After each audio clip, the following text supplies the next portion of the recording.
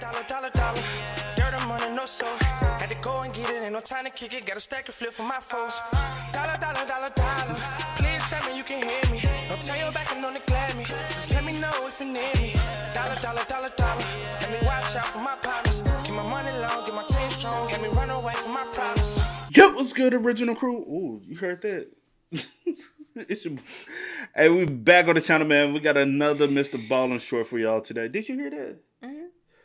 There is an off-limit city under Ukraine. What? Is this? Nah. What? Well, we'll find out. No, cause you remember that one where it went viral where them people was living under. Was that real? I don't remember, but I do know what you're talking about. But I don't remember if it was ever like this is actually real or was this like I'm not sure. But I do remember the video though. All right, back with more lost episodes, man. Hey, make sure y'all check out the links in the description box down below. You already know where to go if you want to further support. All you gotta do is check out down below. Also, if you enjoyed today's video, like it in with a thumbs up. Let's get it, man. Let's check this out. Let's see what's about. You ready? I'm ready.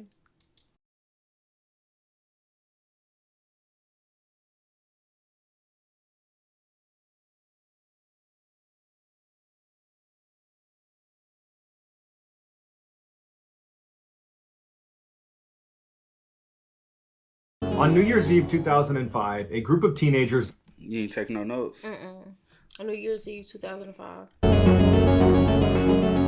On New Year's Eve 2005, a group of teenagers in Odessa, Ukraine, headed out to find a place they could celebrate. They decided a good spot for their party would be the entrance to the very creepy and off-limits stone mines that were underneath their city. These mines are massive. We're talking over 2,500 kilometers of these hallways that go all over the place underneath Odessa and well outside of the city limits. And many of these pathways underneath the city are unmapped, they are collapsing, or they're flooded. Despite all the entrances to the stone mines being sealed off in 1917, when they permanently shut down the mines, people in Odessa are well aware that there are a number of working entrances all over the city. Over the years, a number of murderers have used the mines to hide bodies and to hide out from the law. After World War II, Nazi soldiers were brought down into the mines to be executed. And there's been at least 3 different instances of kids sneaking into the mines and then never coming out again. And so with its grisly history, parents in Odessa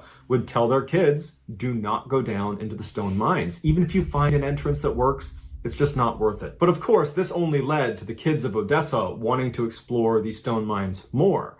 And so on this particular New Year's Eve night, this group of teenagers thought, tonight's the night we should go poke our heads in the mines. One of the teens that was part of this group was a girl named Masha, and she wasn't particularly keen on exploring the mines, but she wanted to go out and have a good time, so she tagged along with the group. These teens all went to the same school, and it was kind of common knowledge at their school that there was this one particular working entrance into the mines that was just outside of school property. So the teens walk over to this entrance, and what it looks like is 2 big metal doors in the ground that swing open like a cupboard, and then there's a flight of steps that lead down into the mines. One of the teens reached for the door handle, and they turned it, and it turned, and then he yanked on it, and it opened. And so it was, in fact, a working entrance into the mine. And so they opened up both doors, and they kind of took up positions on the steps. They were not quite ready to venture down into the mines. They just wanted to have the doors open and be near the mines. And then for the next hour or two, they started drinking alcohol and having a good time. And periodically they'd get brave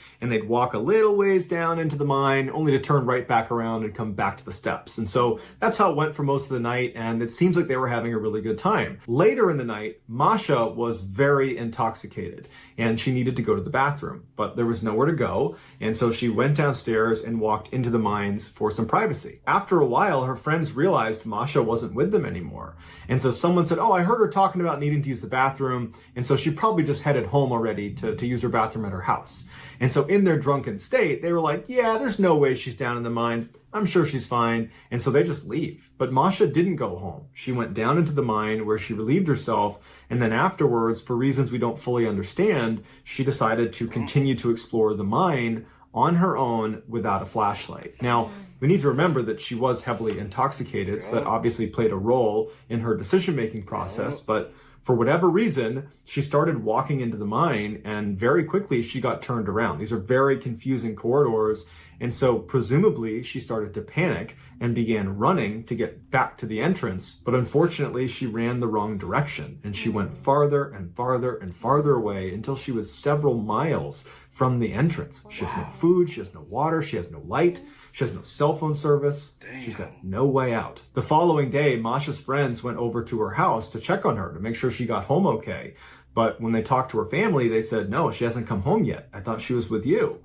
And that's when her friends explained what happened, that they thought maybe she had left, but maybe she was still inside of the stone mines. And so they called authorities, who went to the same entrance they had been at the night before, and they began looking for Masha, but it's a 2,500 kilometer stretch of area where she could be anywhere, and the authorities know that. And so very quickly, when they don't find any sign of her, they call up the search and they say, look, the only way she's getting out of here is if she finds her way out again. But unfortunately, Masha did not find her way out again. Instead, she spent 3 days wandering around these mines in total darkness until she eventually collapsed and died of dehydration. 6 months later, Masha's body would be discovered by urban explorers who had pushed several miles into one of the most unexplored sections of the mine. When she was discovered, it looked like she had been crawling on her hands and knees, giving the impression that to her very last breath, she had been desperately trying to find a way out. Fair warning, if you start looking into this story, you're almost certainly going to run into the picture of Masha after she was discovered inside of the mines. It's a very graphic picture, and there's not really any warning before you see it. So if you Google this, be prepared to see that image. So that's going to do it, guys. If you found the secret in today's video, let us know in the comments. R.I.P., bro. R.I.P., that is sad. You know how, like... And you got to think about it. This, it's very similar to, like, those caves in, France? Mm-hmm. Where they say it's an underground, like... You know what I'm trying to say. But I wonder, like... Because I get why you have it, you know what I'm saying, due to the wars and all that stuff, you know what I'm saying. And it's impossible to, like, refill those, you know what I'm saying. But I think there should be, like, something place where I guess they probably still had them accessible just in case for the future. Okay, so, well, still have them closed off for now. True. Just so nothing like that. I will hope now that they do. Just imagine. Since this happened, I will hope that they do have all, like, the ones that are easy accessible closed off where people can't just, like, enter like that.